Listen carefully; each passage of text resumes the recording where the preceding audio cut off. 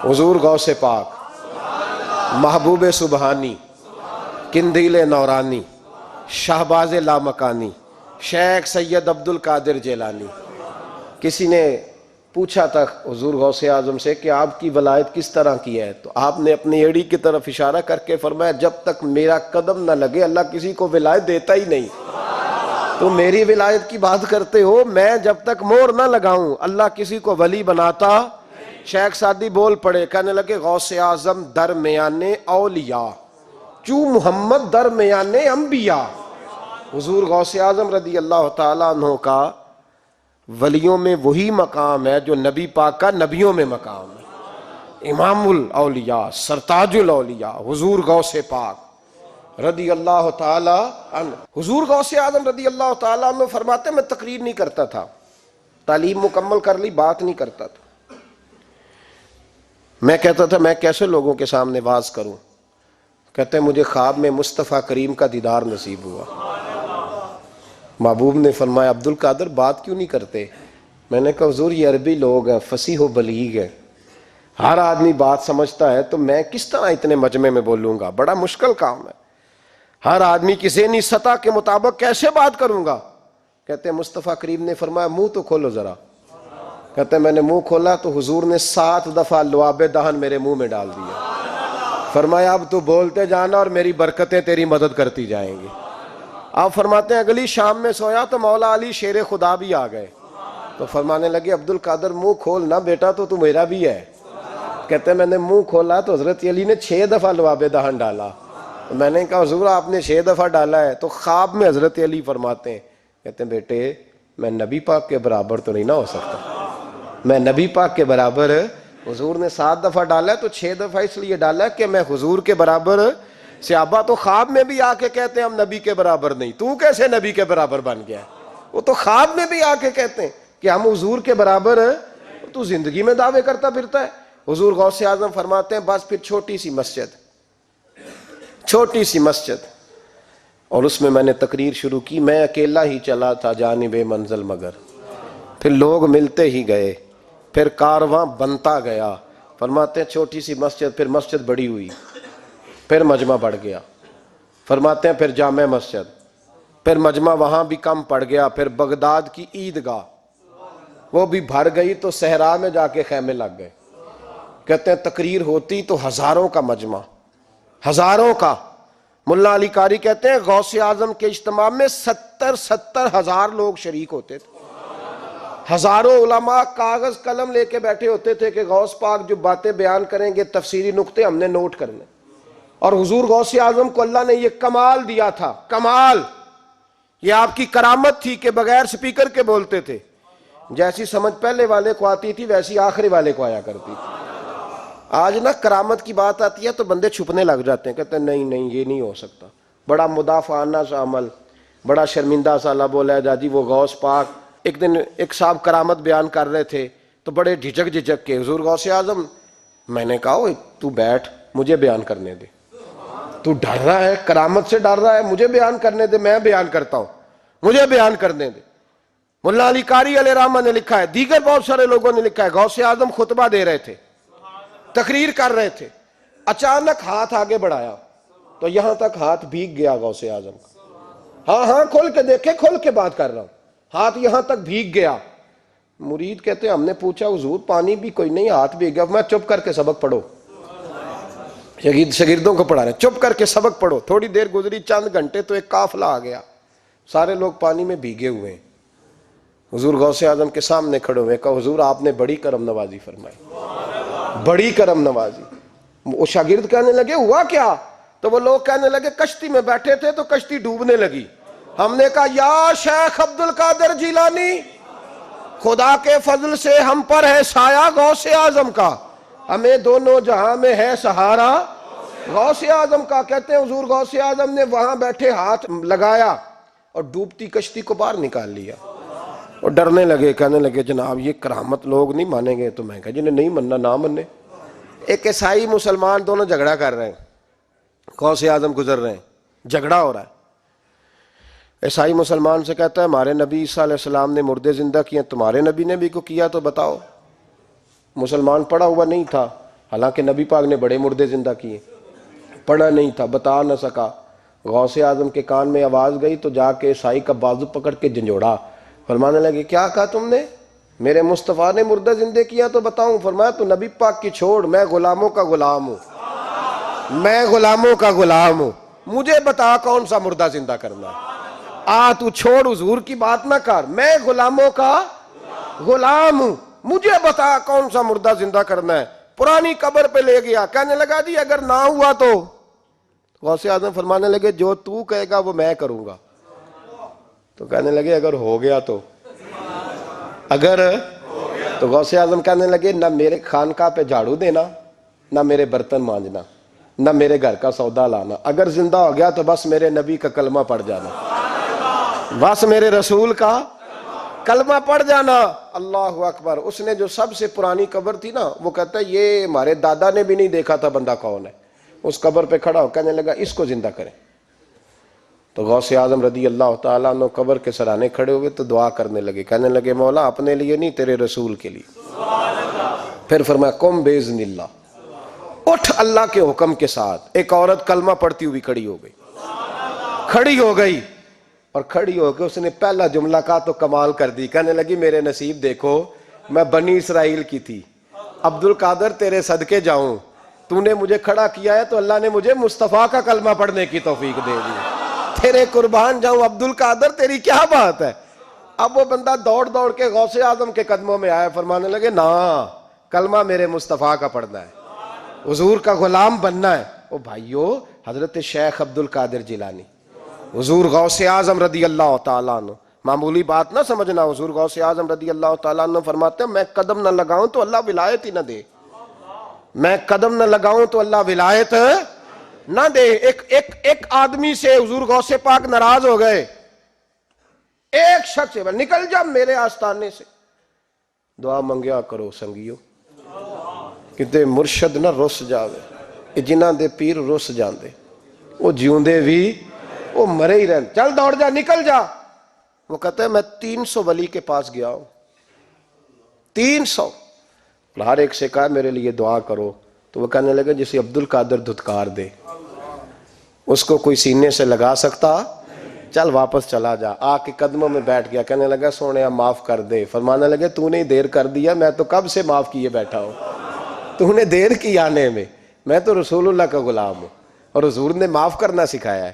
حضور غوث پاک واز کرتے، نصیحت کرتے، اور چونکہ نہ شہرت کے لیے، نہ مال کے لیے، نہ نوٹوں کے لیے، اس لیے غوث اعظم جب تقریر کرتے نا، ایک دن بغداد میں بارش شروع ہو گئی، خطاب ہو رہا تھا، لوگ بکھرنے لگے تو 2 جملے غوث پاک کے، کہنے لگے یا اللہ تو دلوں کے بھید جانتا ہے، اگر بندے میں نے اپنی ذات کے لیے اکٹھے کیے ہیں تو تیز بارش برسا، دوڑا دے سارے، اگر تیرے لیے اکٹھے کیے ہیں تو پھر بھی تیری مرضی، رکھنے ہیں تو رکھ، بھیجنے ہیں تو۔ حضرت یحییٰ کہتے ہیں سارے بغداد میں بارش ہوتی تھی، پر جہاں غوث اعظم کی محفل ہوتی تھی وہاں کوئی نہیں ہوتی تھی، وہاں کوئی نہیں ہوتی تھی۔ غوث اعظم تقریر کرتے، کبھی کبھی وجد آتا تھا۔ وجد کس کو کہتے ہیں؟ وجد کبھی کبھی آپ کہتے نہیں کہ میرے رونگٹے کھڑے ہو گئے، لوں کنڈے کھڑے ہو گئے، پھر کبھی کبھی کہتے ہو یار پتہ نہیں کیا ہوا آج تو آنسو رکتے نہیں تھے، اسی کو وجد کہتے ہیں۔ اسی کو، یہ ایک کیف ہے، ایک مستی ہے جو چڑھ جاتی ہے، ہر جگہ چڑھتی کہیں کہیں چڑھ جاتی ہے، اور کمال ہو جاتا ہے جب چڑھ جائے، پھر مزہ آ جاتا ہے۔ نہ انکار کریں اج میراں، اج موسم بڑا سہانا، مستی دا اج می برسا دے، نہیں پیاس دا کوئی ٹھکانا، تیرے کول اتر پرانا تے ساڈا درد بھی بڑا پرانا، تے میرا ہس ہس ٹال نہ سانو، اسی پیتیوں باج نہیں جانا۔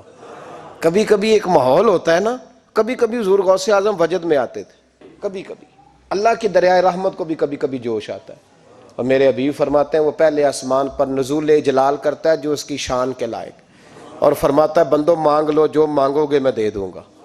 میرے محبوب کے دریائے رحمت کو بھی جوش آتا تھا، حضور فرماتے تھے آج پوچھو جس نے جو پوچھنا ہے پوچھو۔ حضور فرمایا کرتے تھے، ایک دن حضرت ربیہ بن کعب سامنے کھڑے ہیں تو میں سال یا ربیہ، ربیہ جو دل کرتا ہے مانگ لے تیرا نبی تجھے دے دے گا۔ کبھی کبھی دریائے کرم جوش میں، تو غوث اعظم کو کبھی کبھی جوش آتا تھا، ایک دن تقریر کرتے کرتے کرتے کرتے جذبات میں آ گئے، جوش میں، یوں نظر اٹھائی تو حضرت خضر گزر رہے تھے اوپر سے، اور جوش جذبات میں فرمانے لگے، او بنی اسرائیل کے ولی ذرا نیچے تو اتر، ذرا محمد عربی کے غلام کی بھی چند باتیں سن کے جا، تجھے سناؤں رسول اللہ کے غلام کس طرح کے ہوتے ہیں۔